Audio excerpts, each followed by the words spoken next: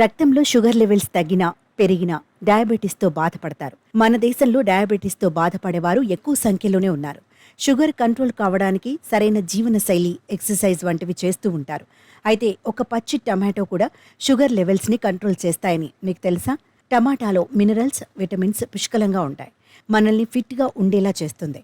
టమాటాతో అనేక ప్రయోజనాలున్నాయి. ఇవి రక్తంలో షుగర్ లెవెల్స్ని నియంత్రిస్తాయి. రోజు ఒక పచ్చి టమాటా తీసుకున్నా షుగర్ కంట్రోల్ అవుతుంది. అయితే పచ్చి టమాటా షుగర్ని ఎలా నియంత్రిస్తుందో తెలుసుకుందాం. పచ్చి టమాటా షుగర్ లెవెల్స్ని నియంత్రిస్తుంది. ఎందుకంటే ఇందులో గ్లైసోమిక్ సూచి తక్కువ మోతాదులో ఉంటుంది. ఫైబర్ ఎక్కువగా ఉంటుంది. ఫైబర్ రక్తంలో చక్కెర గ్రహించడానికి నెమ్మదిస్తుంది. ఇన్సులిన్ సెన్సిటివ్ని మెరుగుపరుస్తుంది. అంతేకాదు, పచ్చి టమాటాల్లో లైకోపిన్ పుష్కలంగా ఉండటం వల్ల ఇన్సులిన్పై ఎఫెక్ట్ లాభదాయకంగా ఉంటుంది. పచ్చి టమాటా బయో యాక్టివ్ కాంపౌండ్స్ ఉంటుంది. హైపర్ గ్లైసిమిక్ ఎఫెక్ట్ ఉంటుంది.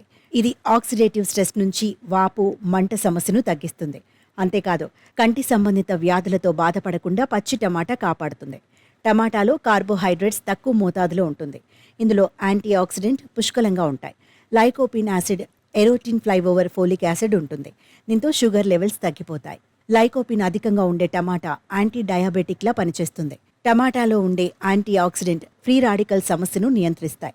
ఒక నివేదిక ప్రకారం లైకోపిన్ షుగర్ లెవెల్స్లో ఆ గ్లూకోజ్ను తగ్గిస్తుంది.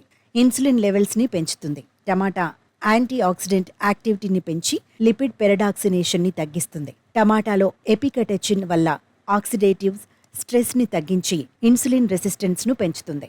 షుగర్ లెవెల్ కంట్రోల్లో ఉంటాయి.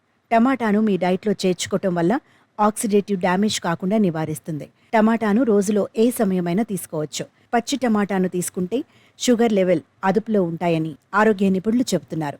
డయాబెటీస్తో బాధపడేవారు ప్రతిరోజు టమాటాను తీసుకోవటం వల్ల ఏ సైడ్ ఎఫెక్ట్స్ ఉండవు. అయితే కిడ్నీ స్టోన్ సమస్యతో బాధపడేవారు టమాటాలకు దూరంగా ఉండాలి.